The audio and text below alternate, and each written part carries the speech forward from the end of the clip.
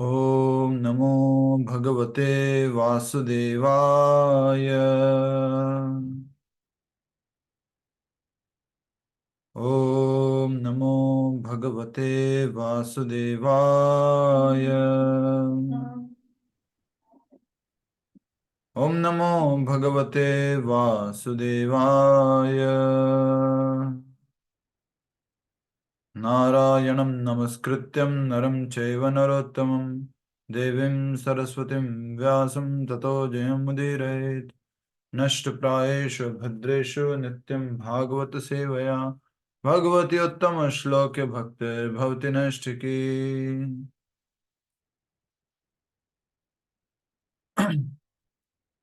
हरे कृष्ण कृष्ण कृष्ण हरे हरे, हरे राम राम राम हरे हरे।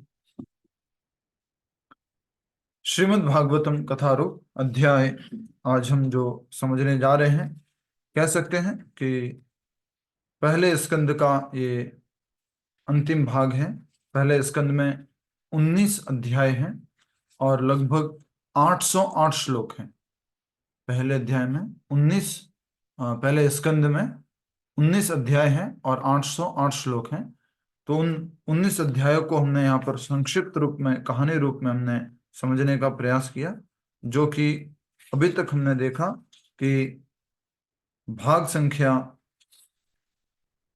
11 आज जो हम समझने जा रहे हैं उसमें विभाजित है। 19 अध्याय भाग 11 में कहानी रूप में विभाजित हैं। और कल हमने देखा था किस प्रकार महाराज परीक्षित ने कली को 4 स्थानों पर प्रवेश दिया: मांसाहार, नशा, जुआ, अवैध संबंध। और जब कली ने पूछा कि मैं नहीं देख पा रहा हूं आपके राज्य में चारों में से कोई भी चीज, तो महाराज परीक्षित उनको कहते हैं कि आप सोने में भी प्रवेश कर सकते हैं। तब कली पुरुष को संतुष्टि होती है और कली पुरुष सोने में प्रवेश कर जाता है। और महाराज परीक्षित क्या करते हैं? महाराज परीक्षित जो है, अवैध रूप से जो भी संग्रहित सोना था वो सब जब्त कर लेते हैं और संकीर्तन कार्य में लगा देते हैं।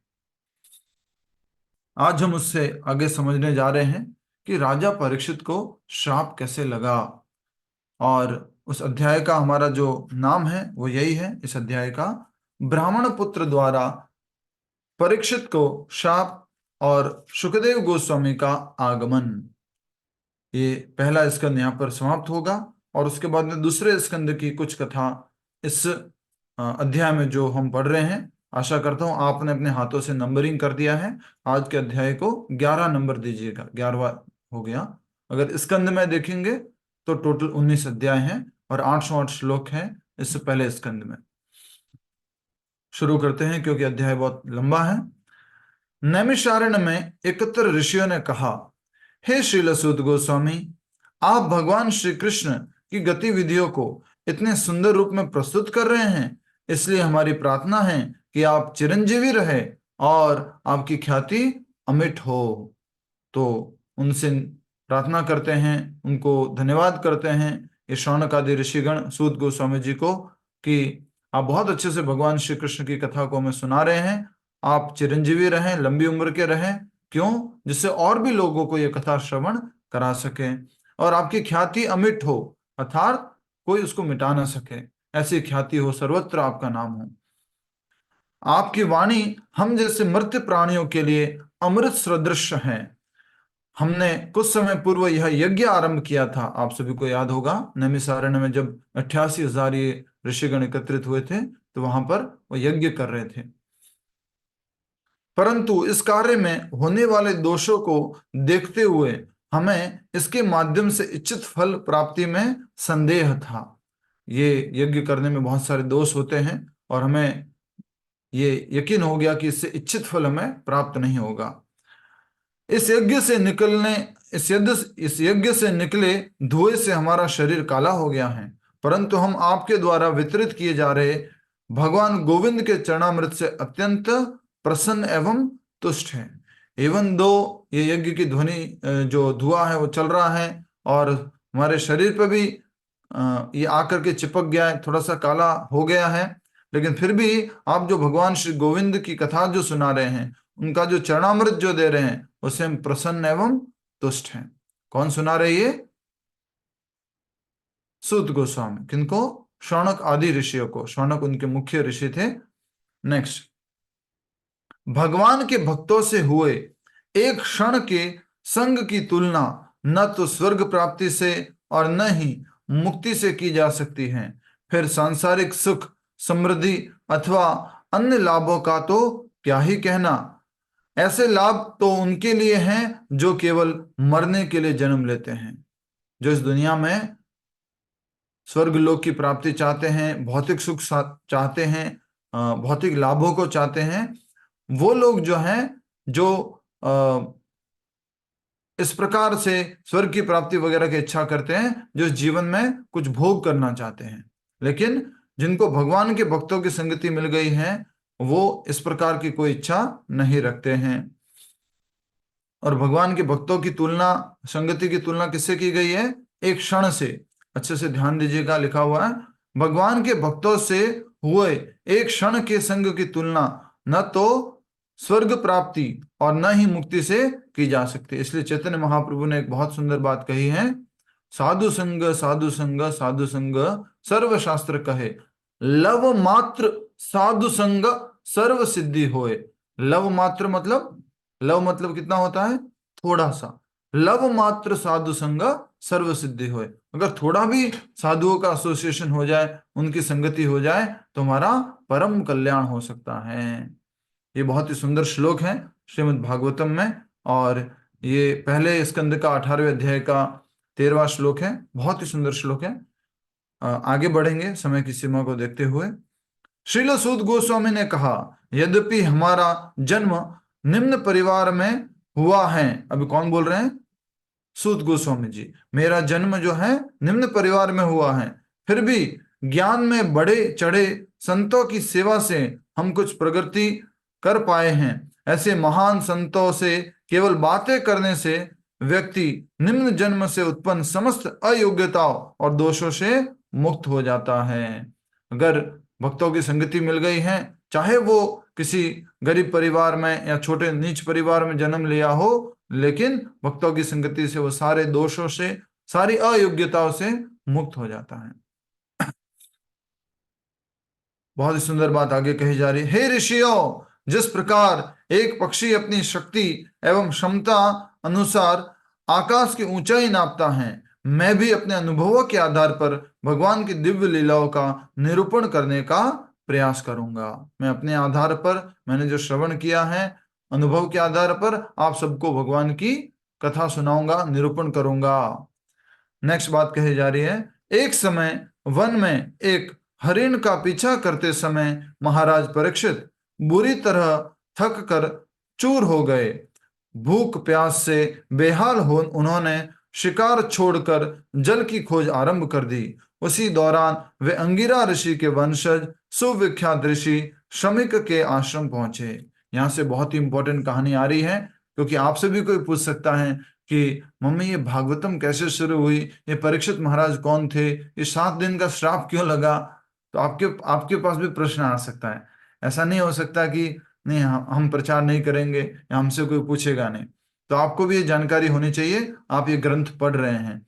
और मुख्य रूप से अगर सरल भाषा में कहूँ, क्लास खत्म होने के बाद अगर आपसे कोई पूछे, मम्मी क्लास कैसी थी? अरे बहुत अच्छी। कैसी थी? अरे बहुत अच्छी, बढ़िया, अच्छे से। क्या समझ में आया? नहीं, सब कुछ समझ में आ गया। कुछ याद है? कुछ याद नहीं है। तो ऐसा नहीं चलेगा। आपको याद ही होगा, मैंने छोटी सी कहानी बताई थी, शॉर्ट में बता रहा हूँ अभी, कि एक बार एक स्कूल में जो है, एक टीचर जो है वो रामायण पढ़ा रहे थे। तो वहाँ रामायण की शिक्षा दी जाती थी।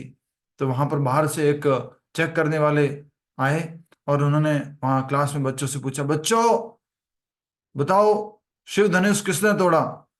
तो बच्चे जो क्लास में बैठे हुए थे, कोई बोल नहीं रहे, सब चुप हो गए।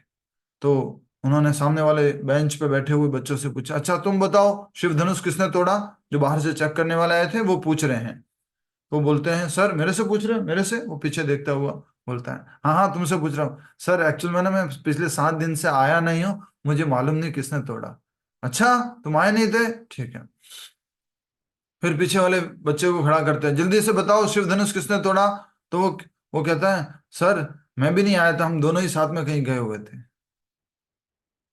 फिर वो थोड़ी देर बाद परेशान होकर वो बाहर वाले व्यक्ति जो पूछते हैं, बताओ आप में से बीच वाले व्यक्ति, बच्चे से पूछा, तुम बताओ। बोलते सर एक्चुअल में तो मुझे लगता है कि जो ये आगे वाला लड़का है ना, ये खूब कुर्सियां और टेबल तोड़ता है, शिव धनुष भी इसी ने तोड़ा होगा। तो सर परेशान हो जाते, बोले किसी को मालूम नहीं है क्या हो रहा है, रामायण की कथा चल रही है, शिव धनुष किसने तोड़ा मालूम नहीं।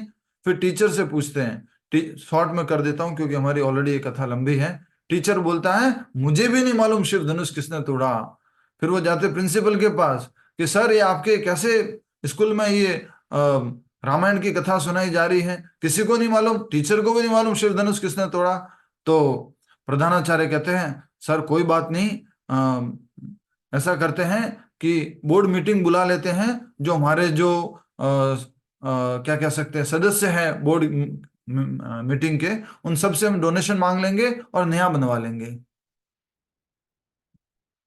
तो इस प्रकार से किसी को नहीं मालूम कि रामायण की कथा में क्या सुनाया गया। उस प्रकार अगर हमारी ये भागवत कथा चल रही है और हमें ये नहीं मालूम कि परीक्षित महाराज कौन थे, परीक्षित महाराज को शाप कैसे मिला, और परीक्षित महाराज ने किस प्रकार से गंगा तट पर सुखदेव गोस्वामी से भागवतम सुनी, तो ये उसी तरह का हो जाएगा। तो कृपया करके ध्यान से अच्छे से श्रवण कीजिए, ये मेरा आपसे निवेदन है। बहुत ही विशेष है, ये भगवत गीता नहीं है, भगवत गीता से कई आगे हमें ये भगवान की लीलाओं के बारे में ज्ञान प्रदान करने वाली स्वयं भगवान की अवतार श्रीमद् भागवत पुराण है। तो अब कथा शुरू हो रही है परीक्षित महाराज की, कि कैसे परीक्षित महाराज को शाप मिला। एक समय वन में एक हरिण का पीछा करते समय महाराज परीक्षित बुरी तरह थक कर चूर हो गए। भूख प्यास से बेहाल उन्होंने शिकार छोड़कर जल की खोज आरंभ कर दी। उसी दौरान अंगिरा ऋषि के वंशज सुविख्यात ऋषि शमिक के आश्रम पहुंचे। तो ऋषि के आश्रम में, ऋषि की झोपड़ी में जो शमिक ऋषि थे उनके यहां पहुंच गए। कौन पहुंच गए? परीक्षित महाराज। क्यों पहुंचे थे वहां पर परीक्षित महाराज? सब लोग इशारा करके बताओ, बोलना मत, कोई भी, कोई बोलना नहीं है। क्यों पहुंच गए थे? इशारा करके बताना, इशारा करके बताना सभी लोग। यस, प्यास लगी थी। हाँ? जंगल में वो जब शिकार के पीछे भाग रहे थे तो उनको प्यास लग गई थी, वो शिकार छोड़ दिया। अब वो जो है प्यास बुझाने के लिए जल ढूंढ रहे थे, तो वहां एक झोपड़ी थी, वहां पर जो है शमी के ऋषि थे।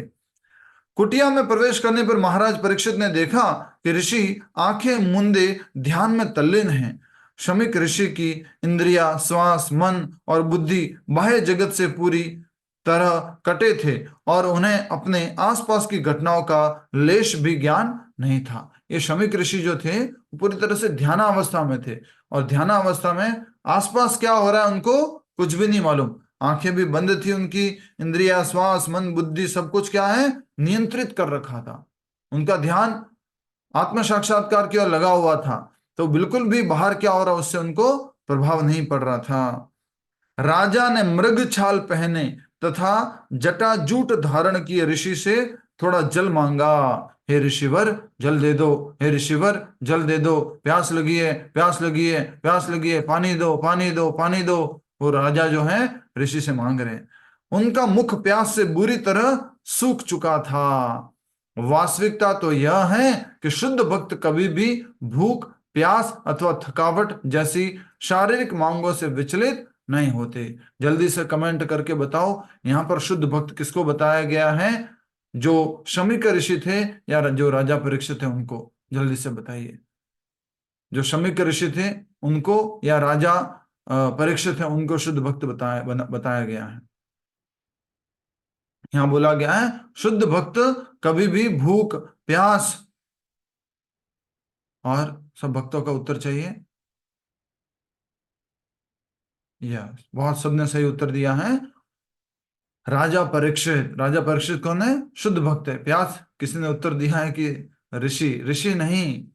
शुद्ध भक्त कौन थे? प्यास किसको लगी थी? परीक्षित महाराज को लगी थी ना। थोड़ा अगर कॉमन सेंस भी लगाएंगे तो भी आप समझ जाएंगे प्यास किसको लगी थी। राजा परीक्षित को। तो यहां पर कहा गया वास्तविकता में तो यह है कि शुद्ध भक्त कभी भी भूख, प्यास अथवा थकावट जैसी शारीरिक मांगों से विचलित नहीं होते। अर्थात भले भूख लगी हो, प्यास लगी हो, लेकिन उनका मन विचलित नहीं होता, कुछ वो गलत निर्णय नहीं लेते हैं। इसलिए यहां यह निष्कर्ष निकलता है कि स्वयं भगवान ने महाराज परीक्षित को इस परिस्थिति में डाला जिससे वे अपने पारिवारिक जीवन से विरक्त होकर श्रील सुखदेव गोस्वामी से श्रीमद् भागवतम का श्रवण कर सके। ये राजा परीक्षित को ऐसी स्थिति में किसने डाला कि पानी नहीं है पीने को, और पानी पीने के लिए बार बार पूछ रहे ऋषि से, शमीक ऋषि से। तो ऐसी स्थिति में स्वयं भगवान ने डाला था। सब लोग इशारा करें एक बार, किसने डाला उनको ऐसी स्थिति में? स्वयं भगवान श्री कृष्ण ने। और जिससे कि वो सुखदेव गोस्वामी जी से अपना संसार, परिवार वगैरह छोड़ करके श्रीमद् भागवतम का श्रवण कर सके। तो आपको भी एटलीस्ट प्रेम से हरि बोल, एटलीस्ट 3 से लेकर 4:30 तक सब कुछ छोड़ करके कथा श्रवण करना चाहिए। एटलीस्ट ये 1.5 घंटा सब कुछ त्याग करके अच्छे से श्रवण करो।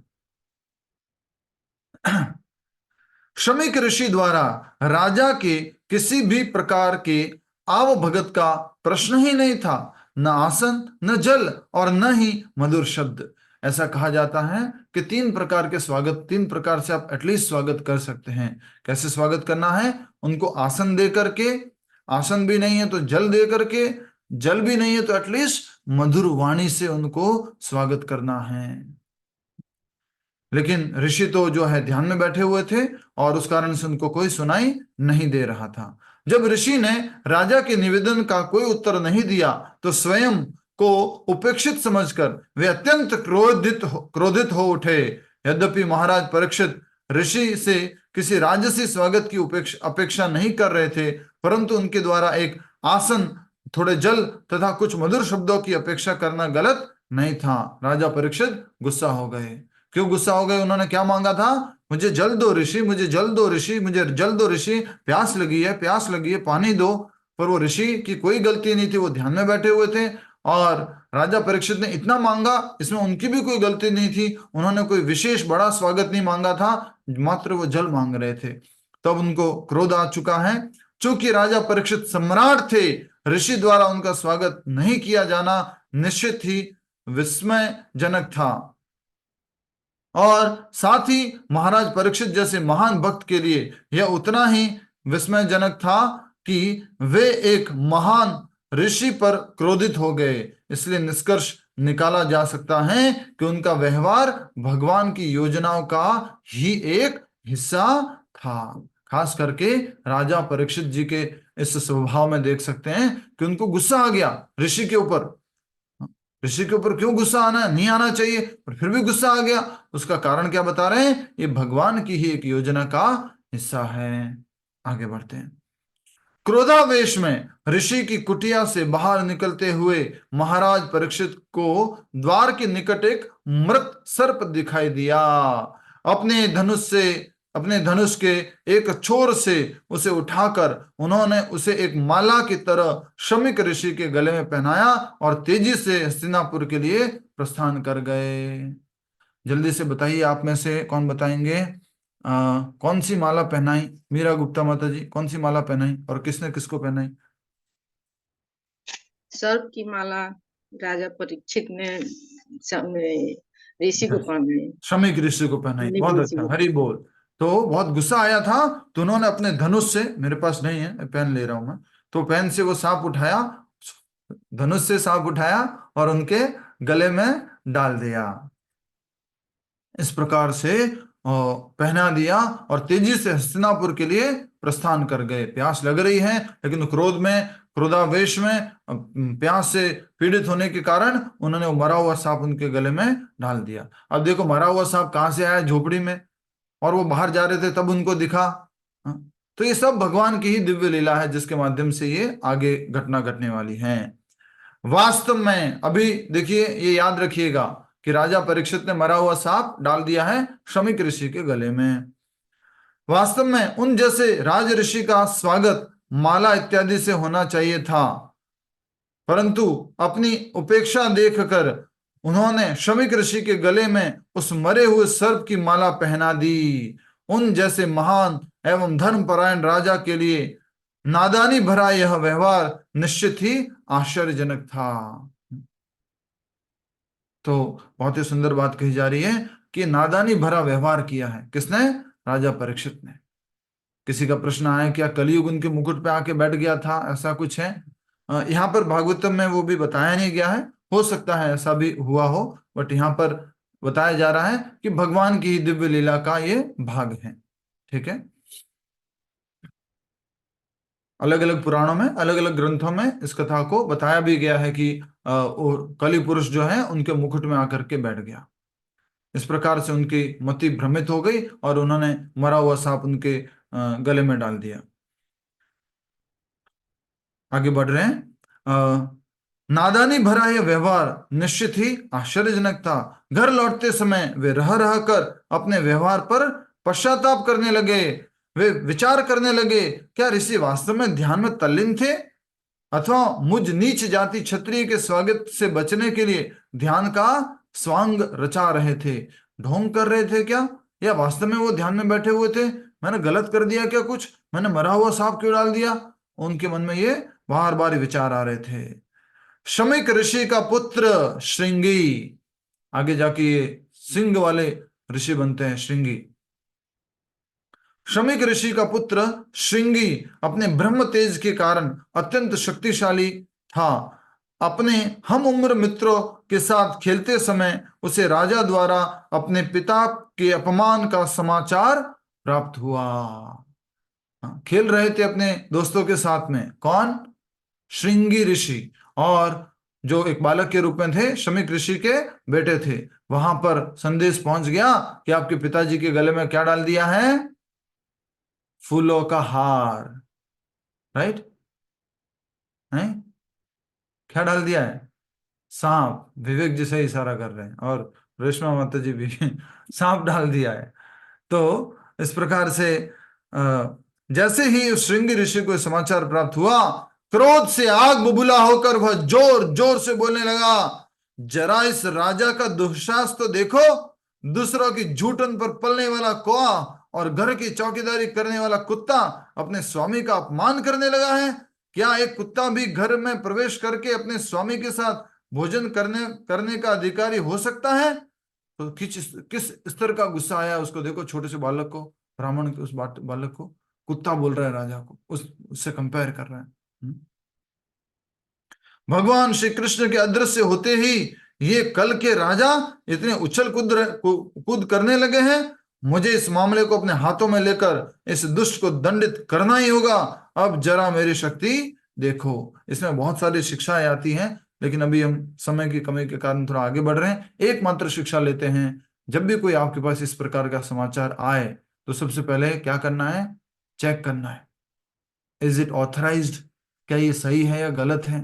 दूसरा, क्या इससे किसी का भला होगा या बुरा होगा, ये सब चेक करना है फॉरवर्ड करने से पहले। हाँ? कोई भी समाचार आता है उसको फॉरवर्ड करने से पहले चेक करना है कि ये ऑथराइज्ड है। दूसरा, क्या इसका परिणाम क्या होगा, किसी के साथ अच्छा होगा या बुरा होगा, तो वो हमें ध्यान रखना चाहिए। बिना कुछ जानकारी प्राप्त किए इस श्रृंगी ऋषि ने बोला कि मुझे जो है कुछ करना होगा और इस राजा को दंडित करना होगा। अब जरा मेरी शक्ति देखो। गुस्से में जो है बहुत अच्छे से वो गुस्सा करके बोलता है कि मेरी शक्ति देखो। तो इंग्लिश भाषा में कहते हैं कि डू नॉट रिएक्ट, रेस्पॉन्ड। कोई भी इस तरह से, आज भी सेम ये शब्द जो है, हमारे बड़े प्रभु जी आए हुए थे, जय चैतन्य प्रभु जी, उनसे अर्जुननाथ प्रभु जी ने पूछा था कि प्रभु जी रिएक्ट होने से कैसे बचें, हम रेस्पॉन्ड ही करें। अर्थात कई बार कथा में आता है, प्रभु जी वगैरह बताते हैं कि घटना हुई है लेकिन एकदम से उसके प्रति क्रोधित हो जाना, रिएक्शन दिखा देना। पहले समझो उसको, जानो, और उसके बाद में उसका प्रत्युत्तर दो। लेकिन ये श्रृंगी ऋषि बहुत गुस्सा हो गए और उन्होंने बोला, मेरी शक्ति को देखो। कहते कहते श्रृंगी की आंखें अंगारे हो गई। कोई आप में से ट्राई कर सकता है आंखों को अंगारा बनाना? मैं देखना चाहूंगा। करते हैं? बना चुके कई बार? पत्नी के ऊपर, पति के ऊपर, बच्चों के ऊपर, हाँ, एकदम लाल। तो इस प्रकार से उनकी आंखें जो अंगारे हो गई। कौशिक नदी के पवित्र जल को अंजुलि में भरकर उसने महाराज परीक्षित को शाप दे डाला। कुरु वंश के इस पतित वंशज ने मेरे पिता का अपमान करके एक महान अपराध किया है। फल स्वरूप आज से ठीक 7वें दिन तक्षक के डसने से इसकी मृत्यु हो जाएगी। श्राप दे दिया उस छोटे से बालक ने, खेलने खेलने कूदने वाले बालक ने। तो एक इस तरह से ये भी मालूम पड़ता है कि ब्राह्मण की शक्ति क्या होती है। बचपन से ही वो इस प्रकार से अभ्यास कर रहे होते हैं साधना का, उनमें इतनी ताकत होती है। और आजकल के ब्राह्मणों में 80 साल का बूढ़ा होना तो भी शाप भी नहीं दे पाएगा, क्योंकि पूरा जीवन जो है गलत तरीके से निकाला है, और कुछ तपस्या थी ही नहीं, गलत भोजन किया, गलत कुछ चीजें पी, और उस कारण से कुछ शक्ति है ही नहीं जीवन में। खाली नाम है पंडित शर्मा, हाँ, खाली नाम के लिए। तो इस प्रकार हम देख रहे हैं, और आप सभी का ध्यान आकर्षित करना चाहूंगा। 2 अध्याय पहले हमने देखा था राजा परीक्षित जो थे, उनके जन्म के समय में ब्राह्मणों ने भविष्यवाणी की थी। क्या की थी? कि तक्षक नाग के काटने से मारा जाएगा। तो सेम बात यहां पर सत्य हो रही है। ये ज्योतिष विज्ञान का हम एक साक्षात उदाहरण देख सकते हैं। आगे देखेंगे। समाज में प्रवेश करने के लिए घात लगाकर बैठे कलयुग को इस मूर्ख एवं घमंडी ब्राह्मण पुत्र के माध्यम से एक सुअवसर प्राप्त हो गया। कलयुग प्रवेश हो रहा है किसके थ्रू? इस ब्राह्मण के थ्रू। इस प्रकार ब्राह्मणों के मन में निम्न वर्णों यथा क्षत्रिय, वैश्य और शूद्रों के प्रति घृणा के भाव का आरंभ श्रृंगी के साथ हो गया, और ब्राह्मणों के अन्याय के पहले शिकार बने महाराज परीक्षित। ये जो दुनिया में इतना सारा भेदभाव आ गया ना, ये ब्राह्मणों ने बहुत शोषण किया, और ये शोषण यहाँ से शुरू होता है। तुम लोग शूद्र हो, अछूत हो, तुम्हारी छाया भी नहीं हमारे ऊपर पड़नी चाहिए। इस प्रकार का ये जातिवाद बहुत आ गया था। वो आ कहाँ रहा है? और उस कलयुग रूपी इस ब्राह्मण बालक ऋषि श्रृंगी से इसकी शुरुआत हुई, और उसके पहले शिकार कौन बने? महाराज परीक्षित। ब्राह्मणों के अन्याय के शिकार बन गए। क्या गलती की थी? वो एक सांप मरा हुआ डाल दिया था। इतनी बड़ी सजा कि पूरी पृथ्वी के राजा को, ध्यान आकर्षित कीजिए अपना, कि पूरी पृथ्वी के राजा को श्राप दे दिया। अब पूरी पृथ्वी को कौन संभालेगा? सोचो। अगर आप भागवत में पढ़ेंगे ना आगे, ऐसा लग रहा है कि सारे ऋषि गण वगैरह, मुनि गण वगैरह सब रोने वाले हो गए। हाँ? कि हमारा तो सब कुछ लुट गया, सब कुछ छिन गया, अब ये राजा ही नहीं रहेगा तो हमारी रक्षा कैसे होगी? ऐसी स्थिति होगी ऋषि मुनियों की। सोचिए, इतने ज्यादा फेमस ये राज ऋषि थे राजा परीक्षित। शाप उगलकर जब श्रृंगी घर लौटा तो उसने अपने पिता को समाधि में लीन बैठा पाया। सर्प अभी तक उनके गले में पड़ा था। श्रृंगी इस दृश्य को देखकर जोर जोर से आतर स्वर में रोने लगा, जोर से रोने लगा। साथ ही उसे राजा को शापित करने की अपनी महान गलती का अनुभव भी हो रहा था। तो कहने का अर्थ यहां पर है, गुस्सा जब करते हैं तब तो मालूम नहीं पड़ता, लेकिन समय निकल जाता है उसके बाद में मालूम पड़ता है। अभी अभी की घटना है, कुछ समय पहले की घटना, स्थान मुझे मालूम नहीं, लेकिन एक पत्नी ने अपने पति को मार दिया। तो क्यों मारा? बोले पति इंस्टाग्राम की रील बनाने नहीं देता था। 2-3 उनके फ्रेंड्स के साथ में मिल करके खत्म कर दिया। सोचिए, एक छोटी सी बात, इंस्टाग्राम की रील, वो उसने पति को मार दिया। पहले भी मैंने आपको भगवत गीता कथा में क्लास सुनाई थी कि गेम खेलने नहीं दिया पापा ने, तो पापा को मार दिया। देखो, इस स्थिति में क्रोध में कभी नहीं पहुंचना चाहिए, कभी नहीं। क्रोध में कुछ गलत हो जाता है हमसे, कभी भी ऐसा डिसीजन नहीं लेना है। इसलिए कहा जा रहा है रिएक्ट मत करो, रेस्पॉन्ड करो। और जिनको मालूम है कि रिएक्ट नहीं करना है, रेस्पॉन्ड करना है, उनको अपने जीवन में उसको पालन भी करना है। बातें सबको पता होती है, लेकिन अभ्यास बहुत मुश्किल है। अभ्यास बहुत मुश्किल है। इसलिए गुस्सा नहीं करना है। गुस्से में क्या हो जाता है, गलत डिसीजन हो जाता है, बहुत गलत डिसीजन हो जाता है। और उसको रिपेयर कर सकते हैं क्या? रिपेयर नहीं कर सकते, बहुत मुश्किल है। इसलिए कभी भी कैसी भी परिस्थिति आ जाए, उसको प्रेम से बोलकर, एक दूसरे के साथ बातें करके उसको समाप्त किया जा सकता है, उसको हल निकाला जा सकता है। लेकिन गलत निर्णय नहीं लेना चाहिए, हार्म नहीं करना चाहिए अपने आप को। आगे बढ़ते हैं। अपनी महान गलती का अनुभव हो रहा था, अपने हृदय की व्याथा से मुक्त होने के लिए वह रो रहा था। उसके रुदन को सुनकर शमिक ऋषि ने अपनी आंखें खोली और अपने कंधों पर पड़े मृत सांप को देखा। अब जो है शमिक ऋषि की आंखें खुल गई हैं, उनके कंधों पे क्या पड़ा हुआ था? मरा हुआ सांप। उनको उसको उन्होंने साइड में रख दिया। उनकी आंखें क्यों खुली संगीता मुलेवा माता जी? जब राजा तो जोर जोर से बोल रहा था कि पानी दो, तब तो नहीं खुली, अब क्यों खुली? अभी उनका बेटा श्रृंगी ऋषि रो रहा था इसलिए। या श्रृंगी जोर जोर से रो रहा है, और उसको देख करके उनकी आंखें खुल खुल गई हैं, और उन्होंने देखा कि मरा हुआ सांप था उनके गले में, उसको उन्होंने साइड में कर दिया है। सर्प को एक और रखते हुए उन्होंने पूछा, बेटा तुम क्यों रो रहे हो? क्या किसी ने तुम्हें कोई कष्ट दिया है? उत्तर में श्रृंगी ने सारी घटना कह सुनाई। इसको अपने साथ कनेक्ट करके देखो। जब कुछ गलत हो जाएगा ना, उसके बाद में जब कोई व्यक्ति पूछेगा क्या हुआ, ये क्यों कर दिया आपने, फिर आप रो रो के वो पूरी कहानी सुनाओगे। अरे मैं ऐसे ही गुस्सा हो गया और मैंने ऐसे कर दिया, और नहीं करना चाहिए था, मैंने सूर्य ऐसे किया वैसे किया, उसने ये बोल दिया तो मैंने ये कर दिया। और वैसे वो श्रृंगी सारी कथा सुना रहा है कि मैंने जो है गुस्से में श्राप दे दिया है राजा परीक्षित को, 7 दिन के बाद तक्षक नाग के काटने से मृत्यु हो जाएगी। सभी लोग ध्यान दीजिए। जब समीक ऋषि ने राजा को अकारण श्राप मिलने के इस वृतांत को सुना, तो वे अत्यंत दुखी होकर शोक करने लगे। हमारे में से कोई कलयुग का व्यक्ति होता तो क्या कहता?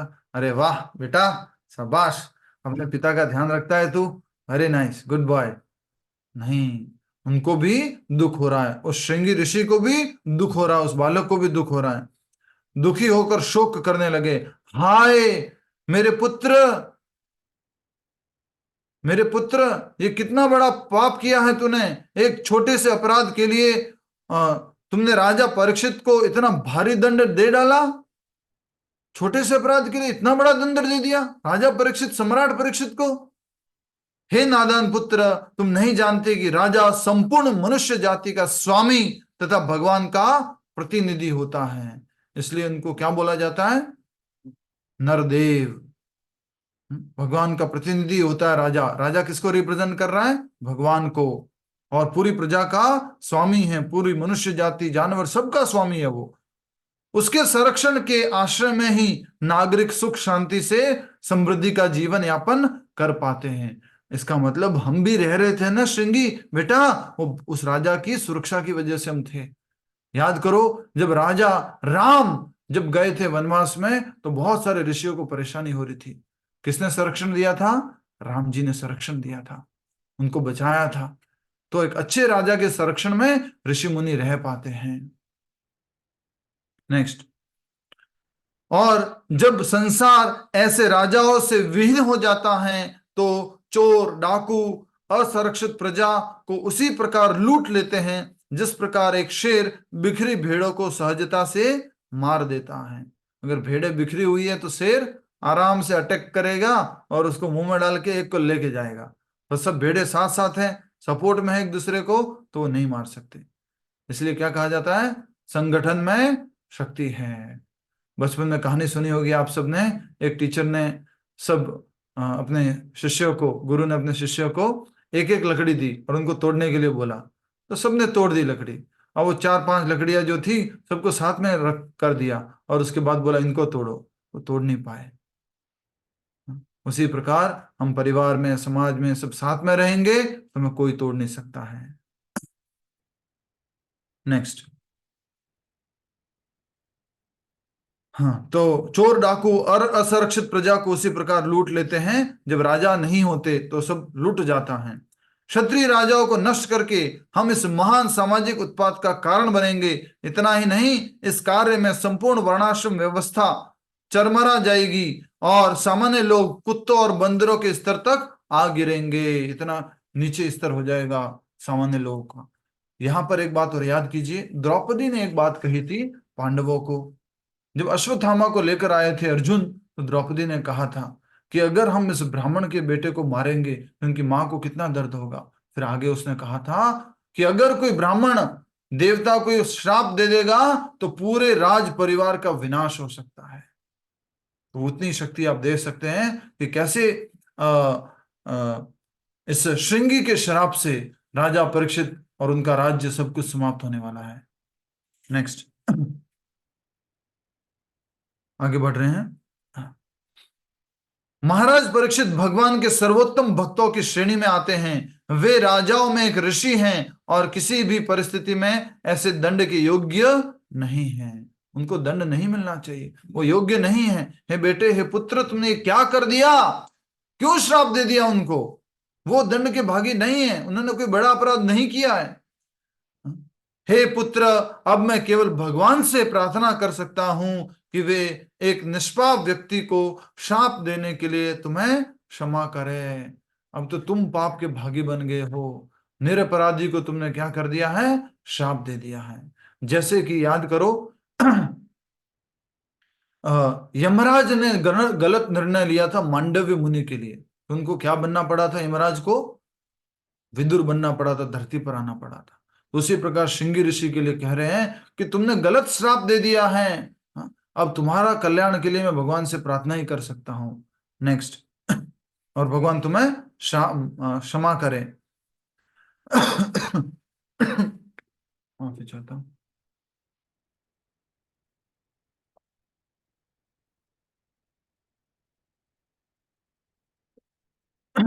शमीक ऋषि जानते थे कि यद्यपि भगवान के भक्त अत्यंत सहनशील होते हैं और शाप मिलने पर, धोखा दिए जाने पर तथा अपमानित अथवा उपेक्षित होने पर भी कभी वे प्रतिशोध नहीं लेते। ये भगवान के भक्तों का गुण होता है।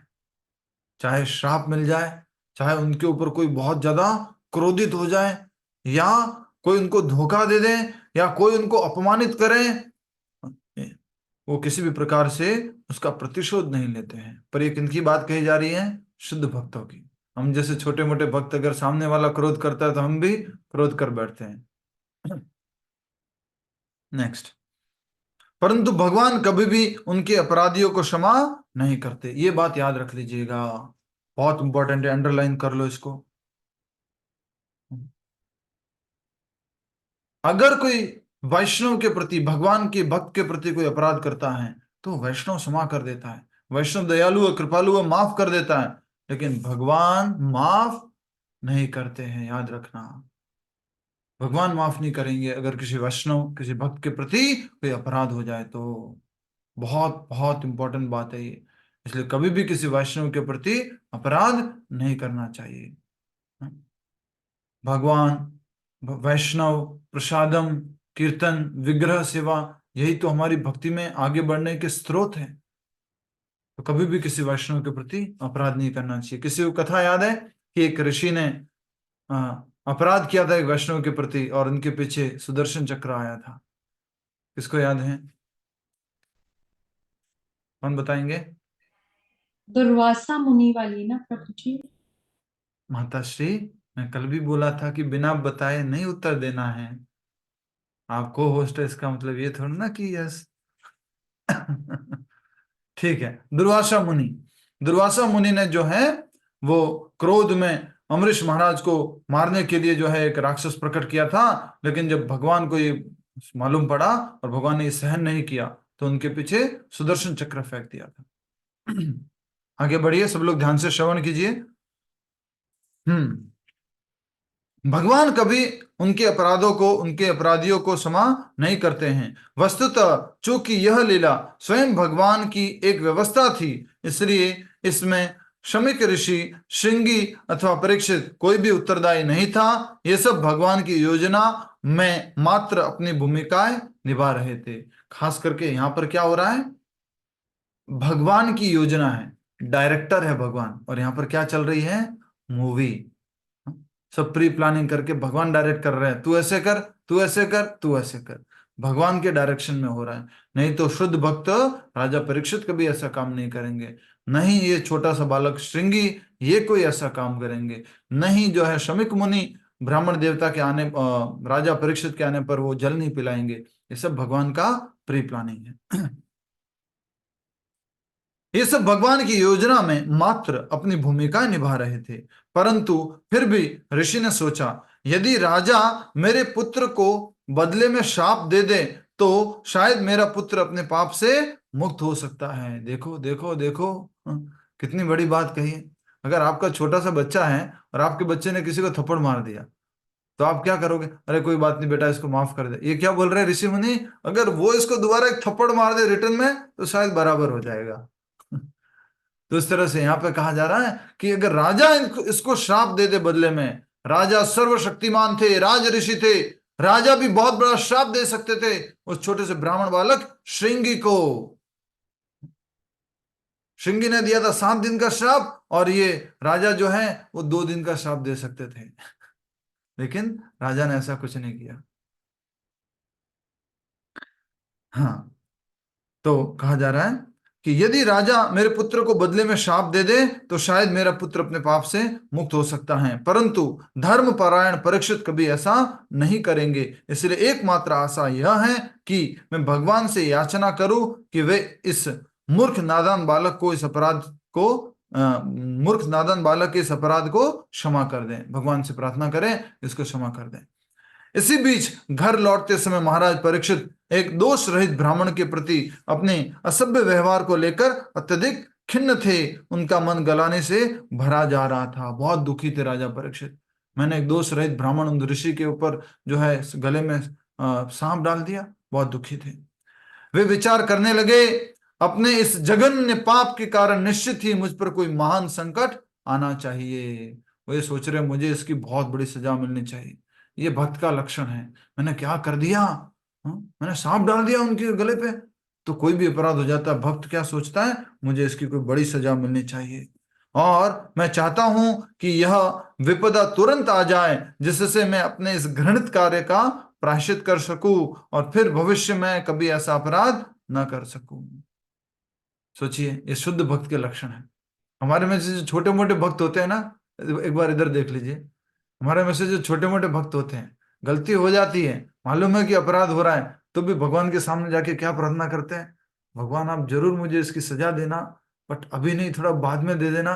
मैं तैयार हूं इस सजा को भुगतने के लिए, और किसी को मालूम नहीं पड़े, मुझे ऐसे सजा देना। मेरा अपराध तो हो गया पर आप किसी को मालूम मत पड़ने देना। राइट? बड़ी परीक्षित क्या कह रहे हैं? और इसकी सजा, इस जो मैंने अपराध किया है, गले में सांप डाला है, इसकी सजा मुझे तुरंत मिल जाए, उसका मैं प्रायश्चित अभी कर सकूं, और फिर भविष्य में ऐसा कभी ऐसा अपराध ना करूं। चूंकि मैंने एक ब्राह्मण का निरादर करके अत्यधिक क्या पढ़ेंगे इसको, कुत्सित कार्य किया है, इसके परिणाम स्वरूप मेरा राज्य, शक्ति और ऐश्वर्य ब्राह्मण की क्रोधाग्नि से तुरंत जलकर राख हो जाए। सोचो, वो बात कही थी ना द्रौपदी ने, वही बात है यहाँ पर। ब्राह्मण के श्राप से, ब्राह्मण के क्रोध से सब कुछ समाप्त हो सकता है।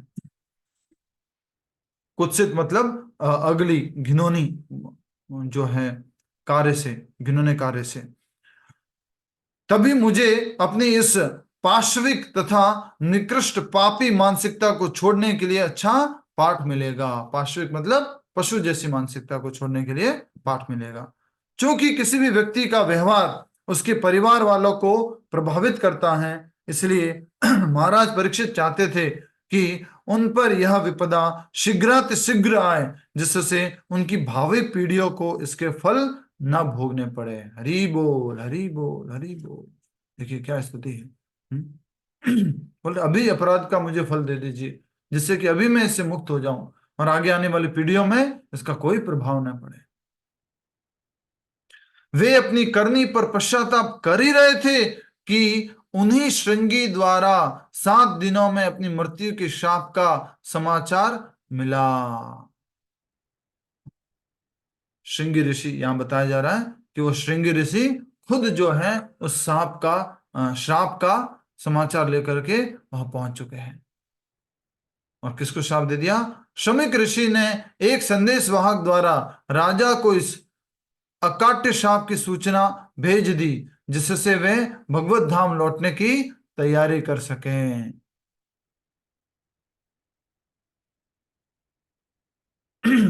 समाचार कैसे मिला इनको? मैंने गलत बोला यहाँ पर, श्रृंगी ऋषि ने उनको नहीं बोला है। ऐसा कहा जा रहा है कि जो श्रृंगी ऋषि ने श्राप दिया था वो समाचार उन तक पहुंच चुका है। कैसे पहुंचा? शमीक ऋषि ने एक संदेश वाहक द्वारा राजा को इस अकाट्य श्राप की सूचना भेज दी, जिससे वे भगवत धाम लौटने की तैयारी कर सकें। आपको बहुत सारे हिंदी के शब्दों में गलती दिखेगी, क्योंकि ये इंग्लिश से हिंदी में अनुवाद किया गया है। हिंदी में श्राप बोलते हैं तो वो कभी आ ई अलग अलग मात्राओं का भी फर्क आपको दिखेगा। यदि महाराज परीक्षित चाहते तो वे शमीक ऋषि के पास जाकर अपने अपराध के लिए क्षमा मांग सकते थे, परंतु चूंकि ऋषि ने इतने खेद के साथ वह संदेश भेजा था, परीक्षित जानते थे कि उन्हें देखकर ऋषि और अधिक लज्जित हो जाएंगे।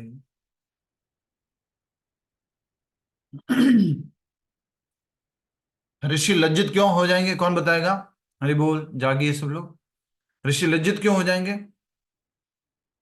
नीतू माता जी बताइए, ऋषि लज्जित क्यों हो जाएंगे अगर जाकर के वो क्षमा मांगेंगे तो? हरि बोल, बताइए, कौन बताएगा? वंदना धमस्कर माता जी, अगर वो क्षमा मांगने के लिए जाए तो ऋषि को लज्जा क्यों आएगी? और सम्राट राजा भी थे, परीक्षित राजा भी थे और भगवान के भक्त भी थे। ठीक है, यहाँ ऑलरेडी लिखा हुआ है, यहाँ लिखा हुआ है कि हाँ, यदि महाराज परीक्षित चाहते तो वे शमीक ऋषि के पास जाकर अपने अपराध के लिए क्षमा मांग सकते थे, परंतु चूंकि ऋषि इतने खेद के साथ वह संदेश भेजा था, ऑलरेडी उनको अपनी गलती महसूस हो रही थी, ऑलरेडी उनको दुख हो रहा था, ऑलरेडी वो अपने आप में गलानी महसूस कर रहे थे कि ये क्या हो गया, मेरे बेटे द्वारा कितना बड़ा अपराध हो गया। उस खेद के साथ संदेश भेजा था कि राजा परीक्षित को जाके बताना मेरे बेटे से जो है गलती हो गई है, और उनको 7 दिन का श्राप दे दिया है। और ऐसी स्थिति में अगर राजा परीक्षित जाकर के उनसे अगर क्षमा मांगते हैं, माफी मांगते हैं, तो राजा जो शमीक ऋषि है वो अपने आप को लज्जित महसूस करेंगे। नेक्स्ट, इस प्रकार शाप को निरस्त करने के बजाय महाराज परीक्षित ने इस शाप को अपनी समस्त भौतिक आसक्तियों से मुक्त होने के एक सुअवसर के रूप में देखा। अब तो मेरा मौका आ गया है कि श्राप मिल गया है। अब अगर घर वाले पूछेंगे भी, पत्नियां पूछेंगे भी, बच्चे पूछेंगे भी, क्यों छोड़ के जा रहे हो, क्यों ये सब कुछ त्याग रहे हो, मेरे पास कारण है, मुझे श्राप मिला हुआ है, 7 दिन बाद जो मेरी मृत्यु होने वाली है। ये श्राप सही शब्द है हिंदी में? श्राप श्राप ही होता है कि श्राप भी होता है? श्राप तो होता है, श्राप भी होता है। रुचिता बताइए, अगर आप बोल रहे हैं तो माइक अनम्यूट कर सकते हैं। प्रभु जी श्राप होगा, सही करेक्ट वर्ड तो श्राप होगा, श्र वाला। श्राप तो होता ही है, श्राप भी होता है क्या? श्राप नहीं होता था, ठीक श्राप है, नहीं होता, वो गलत है, मिसप्रिंट है। धन्यवाद। हरे तो कृष्ण। कहा जा रहा है कि राजा परीक्षित ने इसको एक सुअवसर के रूप में देखा। कभी भी कोई परेशानी आई, भक्त अपनी परेशानियों को किस रूप में देख रहा है? सुअवसर के रूप में। आप में से कोई बता सकता है? इसी भागवत में हमने देखा था कि एक और भक्त के ऊपर जो परेशानी आई थी तो उसने इसको सुअवसर के रूप में देखा था। कौन बता सकता है? हाथ खड़ा कीजिए,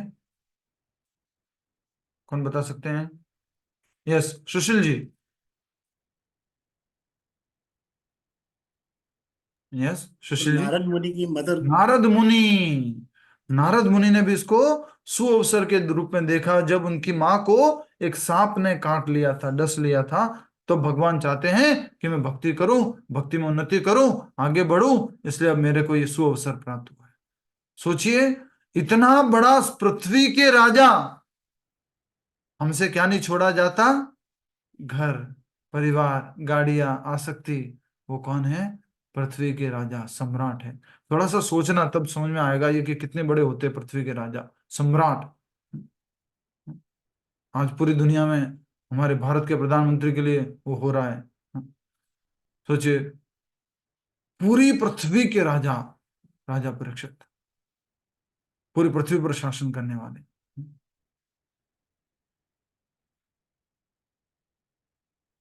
अंकिता जी थोड़ा, ठीक है आगे बढ़ते हैं। तो राजा परीक्षित ने इसको एक सुअवसर के रूप में देखा। ये सब विचार करके उन्होंने सर्वप्रथम अपने पुत्र को राज्य का कार्यभार सौंप दिया। फिर वे यमुना तट पर बैठ गए। कहीं पर यमुना तट लिखा है, कहीं पर गंगा तट लिखा है, और सरल भाषा में अगर कहेंगे तो भागवतम में लिखा हुआ था नदी के किनारे बैठ गए। वो नदी कौन सी है? तो नदी गंगा नदी है, जहाँ शुक्रताल है। और वो स्थान जो यहाँ से अगर आप जाएंगे मुजफ्फरनगर के पास में, वहां पर वो जाकर के बैठ गए। फिर वे यमुना तट पे, गंगा तट पर बैठ गए। मृत्यु उपरांत उपवास का दृढ़ व्रत लेकर वे एकाग्र मन से भगवान श्री कृष्ण के चरण कमलों का स्मरण करने लगे। ऑलरेडी वो प्योर डिवोटी है, शुद्ध भक्त हैं। उन्होंने भगवान के दर्शन कहाँ किए थे? उस राजा ने, जिसको श्राप मिला है, उसने भगवान के दर्शन कहाँ किए थे? कौन बताएंगे? नर हरि प्रिया देवी दासी जी बता सकते हैं? माइक अनम्यूट करके बोलिए। प्रभु जी मैं सेवा में हूँ। ये आवाज नहीं आ रहा आपका? अच्छा, आवाज नहीं आ हर रहा? सेवा में। अच्छा, अभी आवाज आ रही है मेरी? हरे कृष्णा। इधर बहुत शोर हो रहा है प्रभु जी, माफ हरे करना कृष्ण। प्रभु जी। अच्छा, ठीक बात, हरे कृष्ण। ठीक बात।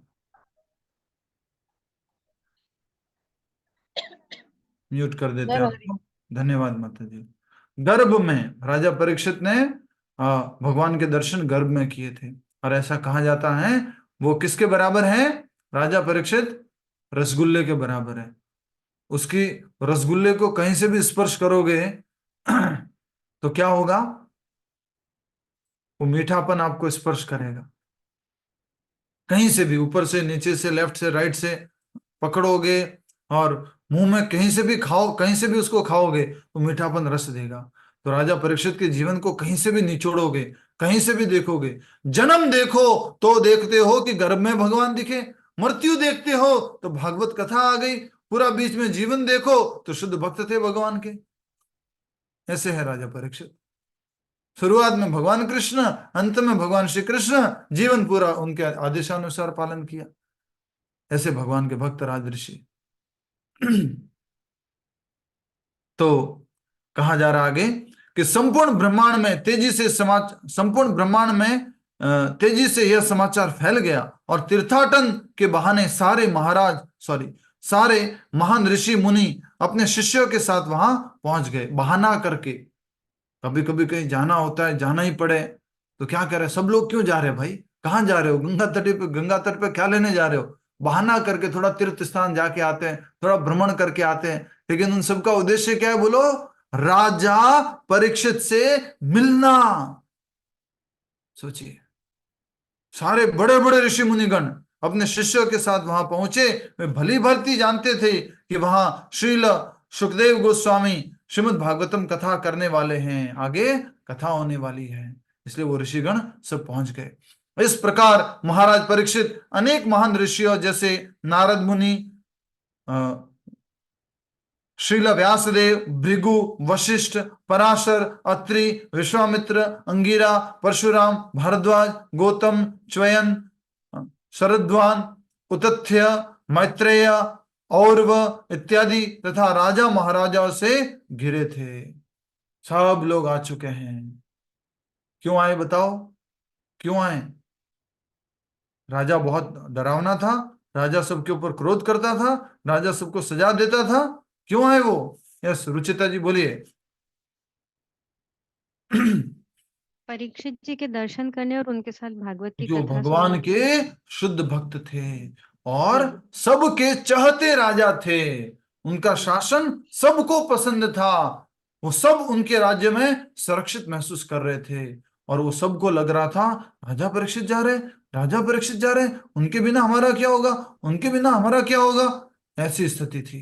तो सारे ऋषि मुनिगण इकट्ठे हो गए और उनको आगे मालूम था कि श्रीमद् भागवतम का प्रवचन होने वाला है।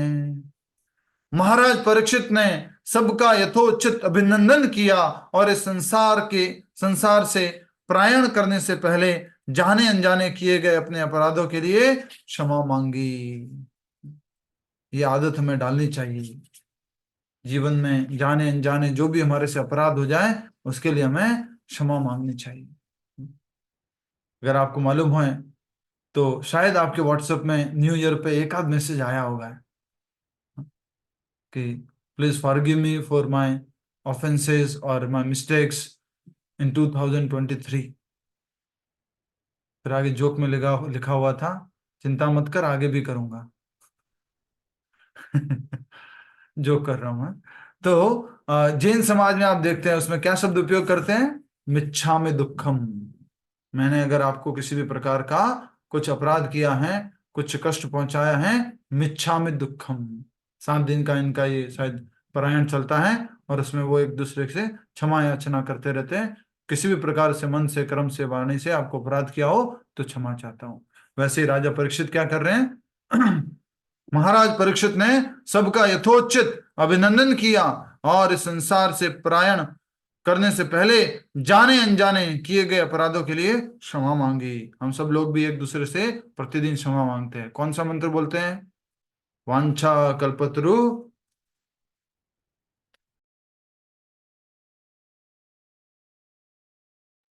वांछा कल्पतरुभ्यश्च कृपा सिंधुभ्येव च पतितानां पावनेभ्यो वैष्णवेभ्यो नमो नमः। कुछ गलती हो जाए, कुछ अपराध हो जाए, हम कभी गुस्सा कर बैठते हैं, कभी अपने को सीनियर मान बैठते हैं, कभी मैं बड़ा प्रभु जी हूं, मैं माला ज्यादा जप करने वाला हूं, मैं बहुत पुराने समय से जुड़ा हुआ हूं।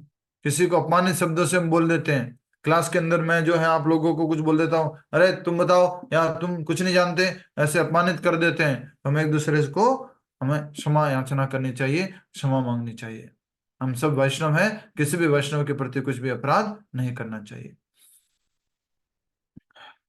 सभा में जब सबने अपना आसन ग्रहण कर लिया, महाराज परीक्षित खड़े हुए और उन्होंने हाथ जोड़कर कहा, मैं अपने पारिवारिक जीवन तथा शाही ऐश्वर्य से अत्यधिक आसक्त हो गया था, इसलिए मुझ पर विशेष कृपा करते हुए भगवान इस ब्रह्म शाप के रूप में मेरे समक्ष प्रकट हुए हैं। क्या बोल रहे देखो, कोई आसक्ति नहीं थी राजा की, अपने राज्य से, परिवार से कुछ भी आसक्ति नहीं थी, लेकिन फिर भी क्या कह रहे हैं कि भगवान ही प्रकट हुए और उन्होंने मुझे शाप दिया है, और उस बालक के रूप में, श्रृंगी के रूप में, ये ब्रह्म शाप के रूप में मेरे समक्ष प्रकट हुए हैं। हे ब्राह्मणों, कृपया, मैं पूरी तरह से आपके प्रति समर्पित हूं, कृपया मुझे स्वीकार करें। मैंने अपने हृदय में एकमेव श्री भगवान के चरण कमलों का आश्रय लिया है। अब चाहे तक्षक मुझे तक्षण ही क्यों न डस ले, मेरी बस यही एकमात्र इच्छा है कि आप सब निर्बाध भगवान विष्णु की महिमा को गाते रहे। किसी की मृत्यु हो तो क्या करना है, होने वाली हो तो क्या करना है? हरे कृष्ण कृष्ण कृष्ण हरे हरे, हरे राम राम राम हरे हरे। हर समय भगवान का कीर्तन करना है। किसी की मृत्यु हो रही हो, किसी का जन्म हो रहा, कोई अपराध नहीं है इसमें, निरपराध है ये, अपराध से मुक्त है हरि नाम संकीर्तन। इसलिए हर समय भगवान के नाम संकीर्तन करना चाहिए। एक प्रभु जी थे मैसूर में, प्रेसिडेंट थे बोल रहा हूँ क्योंकि कुछ समय पहले जब हम ऑनलाइन क्लास कर रहे थे तभी ये संदेश आया था, याद होगा आपको। कावेरी नदी में स्नान करने गए थे और वहां पैर फिसल गया था, तो वो प्रभु जी, नदी ने उनको अपने अंदर ले लिया था। तो प्रभु जी जब थे इस धरती पर तो बता रहे थे कि उनके जब पिताजी बीमार पड़े, उनकी मृत्यु होने वाली थी, तो वो घर पर गए थे मिलने के लिए बेंगलोर। वहां पर सारे जो है भक्त लोग आए और भक्तों ने वहां पर कीर्तन किया और वहां पर सब लोग बैठ करके कीर्तन कर रहे थे। उनके पिताजी जो हैं उनकी गोदी में थे, उनकी गोदी में उनका सर रखा हुआ था, कीर्तन चल रहा था। इस प्रकार जो है वहां पर सब लोग थे और वहां पर एक और बैठी हुई थी, उनकी आंटी जी, प्रभु जी की आंटी जी। वो कौन थी? जिसने हर समय प्रभु जी को कोसा था। छोड़ के चला गया तू, हाँ क्या करेगा वहां? भीख मांगेगा? ब्रह्मचारी बन गया है? कोई जिम्मेदारी नहीं है तेरी? ऐसे करके उसने हर बार उनको डांट लगाई थी। तो वो जो आंटी जी है वो भी वहां बैठी हुई थी। थोड़ी देर बाद उनके पिताजी की मृत्यु हो गई, दाह संस्कार पूरा हुआ। उसके बाद वो आंटी उनके पास आती है और रोती हुई कहती है, बेटा मैं मरने वाली होंगी, मैं मर जाऊंगी, तब भी तुम कीर्तन करोगे क्या? सोचो कितना महत्वपूर्ण है हरि नाम संकीर्तन। इतनी परम तरीके से मृत्यु किसको मिलेगी? भीष्म पितामह, आज उत्तरायण का दिन कल है, ये कल 14वां दिन है। भीष्म पितामह जो शरीर छोड़ने वाले हैं। आज अन्य अन्य जगहों पर लोहरी मनाई जा रही है, और लोहरी भी एक विकृत बन चुका है। एक्चुअल में तो ये किसानों का त्योहार है, और फसल के आने पर, फसल के पक जाने पर ये किसान लोग सेलिब्रेट कर रहे होते हैं। और अन्न इंद्र देवता को, सूर्य देवता को, खास करके सूर्य देवता को वो धन्यवाद कर रहे होते हैं, करना होता है। लेकिन लोहरी के दिन भी क्या होता है? माता जी ऊपर इशारा करके बता रहे, सुमन माता जी। हाँ? बहुत बुरी स्थिति है। किसी ने ऐसे इंटरप्रिटेशन किया है, सही नहीं है, लेकिन फिर भी ठीक है। लो हरि, हरि का नाम लो भाई। हरि का नाम लेने का जो है समय है, कीर्तन है, आ गया है लोहरी। भगवान को धन्यवाद देने का तैयार है, देवताओं को धन्यवाद देने का तैयार है, लेकिन कुछ और गलत कार्य में प्रवृत्त हो जाते हैं। तो मेरा कहने का मतलब इतना सही था कि हमें किसी की मृत्यु हो रही हो, कुछ भी हो रहा हो, क्या करना चाहिए? संकीर्तन, नाम जप बैठ के करो, उनके पास गीता सुनाओ, भागवतम सुनाओ, संकीर्तन करो। कुछ भक्त लोग सो गए, अच्छे से माइक वीडियो ऑन करके बैठे हुए हैं, और आंखें बंद है पूरी। अगर माइक भी खुला हुआ होता तो खराटों की भी आवाज आ जाती। उठा भी नहीं सकता उनको, क्योंकि वो सुन ही नहीं रहे। उठो, हरे कृष्णा, कोई फर्क नहीं पड़ने वाला। ठीक है। भागवत कथा ही ऐसी है, इतनी मीठी है कि हाँ हाँ लोरी चल रही है भाई, चलने दो। पार्वती मैया ही सो गई थी अमर कथा सुनते सुनते। मैं तो क्या हूँ प्रभु, मुझे तो नींद आ ही जाएगी। पार्वती जी सो गई तो मेरी क्या है? ठीक है। तो आज हम यहीं तक कथा करेंगे, आगे देखेंगे कि अब वहां पर सुखदेव गोस्वामी जी कैसे आते हैं, और किस प्रकार से श्रीमद् भागवतम कथा प्रारंभ होती है। क्योंकि कुछ लोग सो गए हैं, तो उनको कल एटलीस्ट उठाना आवश्यक है। तो हरे कृष्णा, किसी का कोई प्रश्न है तो पूछ सकते हैं।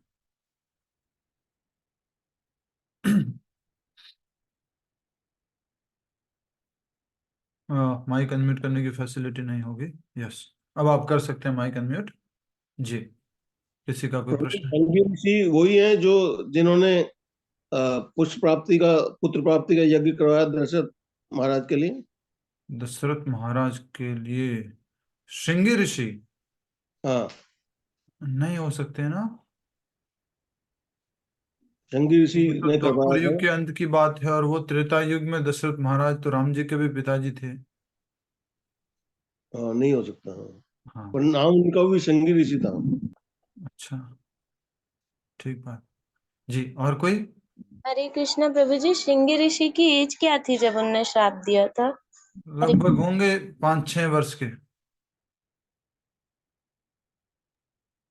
छोटे से बालक थे वो। प्रभु जी, हरे कृष्ण। हाँ जी, और किसी का कोई प्रश्न? हरे कृष्ण प्रभु जी। हरे कृष्ण माता जी। प्रभु जी, अभी आपने जैसे बताया कि हम जो भी अपराध करते हैं उसकी हमें क्षमा मांगनी चाहिए करके। तो ऐसा होता है कि डेली लाइफ में कुछ ना कुछ अपराध तो होते ही है। सपोज इंसेक्ट हमारे पैर के नीचे मरते हैं, हम मच्छर को भी मारते हैं, तो डेली क्षमा मांगेंगे तो हम उस अपराध से मुक्त हो जाएंगे। नहीं, अपराध अलग चीज है, और क्या कर सकते हैं, पाप अलग चीज है। तो ये या क्या कहलाएगा, मतलब जैसे क्योंकि कभी कभी घर में चूहे हो जाते हैं तो उनको भी रेड किलर डालना पड़ता है। मैं क्या कहूँ, थोड़ा सा कॉम्प्लिकेशन है इसमें। प्रभुपाद जी कहते हैं अगर स्वच्छता रखते हैं, ध्यान रखते हैं, तो हम जो है जी इन सबको आमंत्रित नहीं करते, कॉकरोच को, रेट्स को।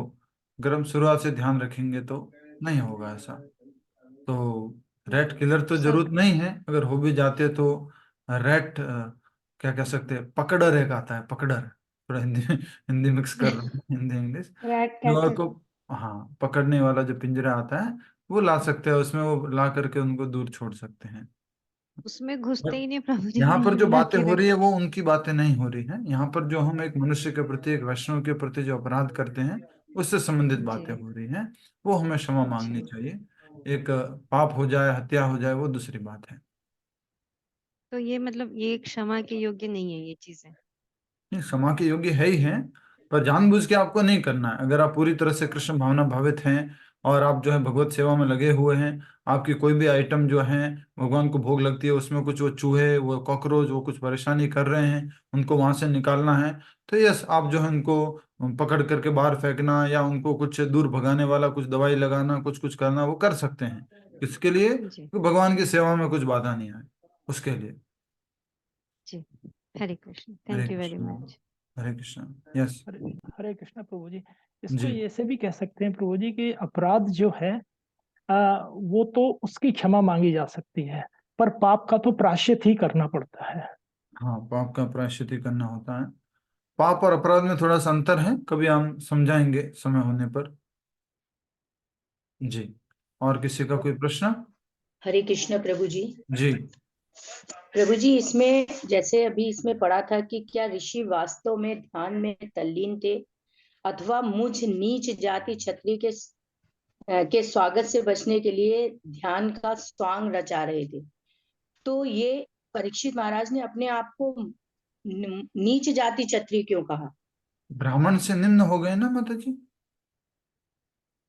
ब्राह्मण से निम्न हो गए, तो इसलिए वो अपने आप को नीच जाति क्षत्रिय कह रहे हैं। मैं नीची जाति का हूँ, ये उच्च उच्च जाति के हैं। वो राजा, मैं राजा क्षत्रिय कुल का, और वो ऋषि जो है वो ब्राह्मण कुल के, तो कुछ अपराध हो गया होगा मेरे से, इसके लिए अच्छा वो अपने आप को नीच जाति का कह रहे हैं।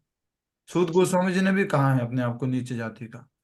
देखिए यहाँ पे लिखा होता आज के अध्याय में शुरुआत में ही, यद्यपि मेरा जन्म निम्न परिवार में हुआ है, वो खुद भी बोल रहे हैं अपने आप को, सूत गोस्वामी जो कथा बोल रहे हैं वो भी। जी। जी, ठीक है।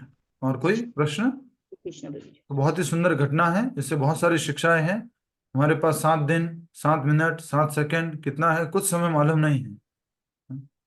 अभी तो हम ठंडी से बचने की कोशिश कर रहे हैं, बट एक्चुअल में तो हमें अल्टीमेट जो मृत्यु आने वाली है, उस पुनरअपि जनना, जो जननी जठरे शयनम होने वाला है, उससे अपने आप को बचाने की कोशिश करनी है।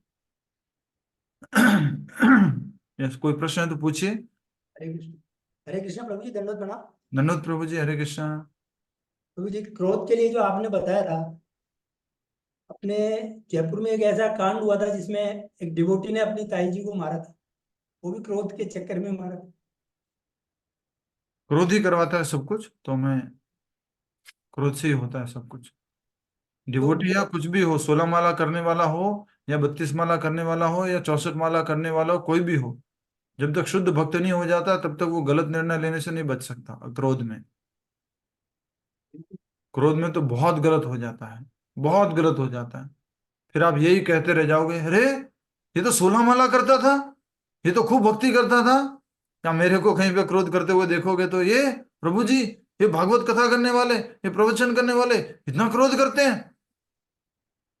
वही प्रभु जी, बहुत आश्चर्य हुआ था उनका सुन के। हाँ, ये अभी क्या यहाँ पर क्रोध चर्चा नहीं करते कर हैं, वो सकते, इस बड़ी शुद्ध प्लेटफॉर्म पे बात है। हम, इस प्लेटफॉर्म पे चर्चा नहीं कर सकते ये वाली। हाँ, बहुत ज्यादा आश्चर्य। हरे कृष्ण प्रभु जी। हरे कृष्णा। श्रृंगी ऋषि ने जो श्राप दिया तो उनको उनके पिताजी ने कोई पनिशमेंट उस चीज के लिए नहीं दिया क्या, या कुछ वो तो खुद वो पनिशमेंट इस मांग रहे हैं, बोल तो रहे थे। कभी आके राजा परीक्षित उनको उल्टा श्राप दे दे तो अच्छा है, भगवान इसको माफ कर दे, मरने से पहले इसका सब कुछ ये अपराध क्षमा हो जाए तो अच्छा है। वो थप्पड़ मारेंगे कि हमारे जैसे लायक नहीं, श्राप दे दिया तूने, उससे क्या होगा? उससे तो उनका अपराध कुछ इस तरह से कम नहीं होने वाला। हरे कृष्ण प्रभु जी। आज की कथा विशेषकर एक गुस्से के ऊपर ही समझी जा सकती है। आज की कथा जो है, जितना सारांश हमने आज पर समझा गुस्सा है, है, और साथ ही साथ बिना जानकारी के, बिना पूर्ण बिना जानकारी के, हाँ, जी बिना आज्ञा लिए वो बालक को कोई अधिकार नहीं था राजा को श्राप देने का। भले ही ब्राह्मण है, भले ही वो शमीक ऋषि का पुत्र है, उसको अधिकार ही नहीं था, उसने श्राप दे दिया। आप होते कौन हो भाई, वो वाली बात है यहाँ पर। पर फिर भी उसने कर दिया। हम कौन होते हैं किसी के लिए क्या बोलने वाले, कुछ करने वाले। तो जो राइट ऑफ स्पीकिंग का गलत उपयोग करते हैं, उससे फिर गलत निर्णय हो जाते हैं, फिर गलत परिणाम आते हैं, जो आजकल हो रहा है भारत में, बहुत अधिक मात्रा में हो रहा है। ठीक है, किसी और का कोई प्रश्न? आप सबसे निवेदन है इस कथा को आज, अच्छा, आज तो शनिवार था, याद नहीं दिलाया आपने, तो इसलिए याद दिला दिया करो ऐसी बात में कि एक दिन का छुट्टी आने वाला है तो आज पूरा कर दीजिए, उस हिसाब से करना चाहिए। कल छुट्टी रहेगी और आप सभी